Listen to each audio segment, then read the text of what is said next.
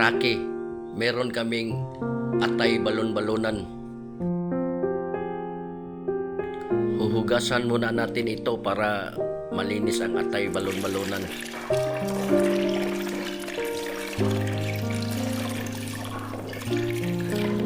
Ang luto na gagawin namin yan ay adobaw na atay balon-balonan. Yan ang aming lulutuin ngayon.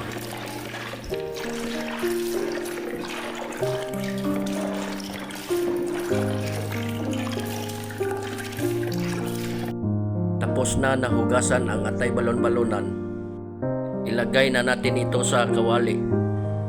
Ayan mga karaki.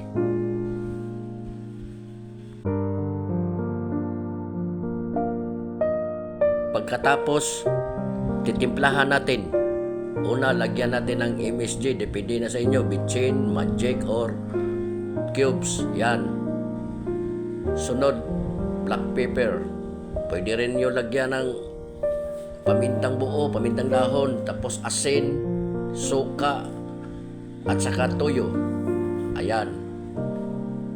Lagyan din natin ng konting asukal. Yan ang mga panimpla sa adobaw.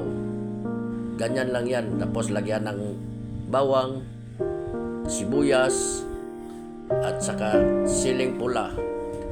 Depende na sa inyo kung anong ilagay nyong mga ricados. Ayan. Pagkatapos yan, isa lang na natin yan.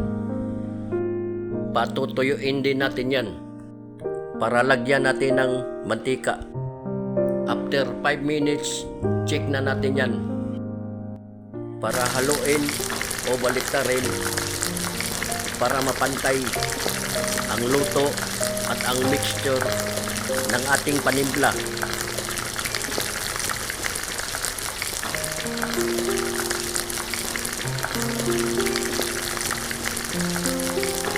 Pagkatapos yan mabaliktad mga karaki, takpan muna natin yan. Pagkatapos i-check na naman natin ulit kung pwede na ba siya lagyan ng mantika.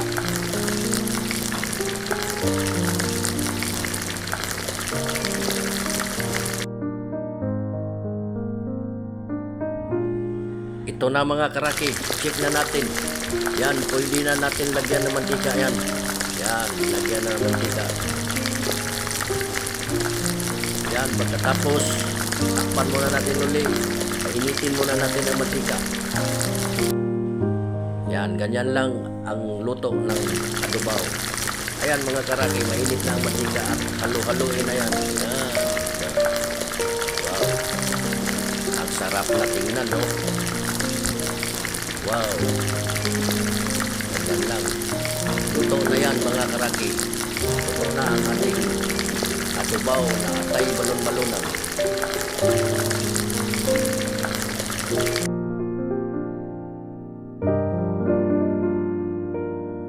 Hanguin na natin yan mga karaki. Maglagay na tayo sa plato. Ayan. Wow. Pwede rin pampulutan mga karaki. Ayan na mga karaki. Yan ang ating adobaw na atay balon-balonan. Yan. Wow. Wow. Sarap. Ayan na mga karaki. Luto na ang ating adobaw na atay balon-balonan. Hanggang dito na lang ang aking video mga karaki. God bless us all. Maraming salamat. Thank you for watching. Bye.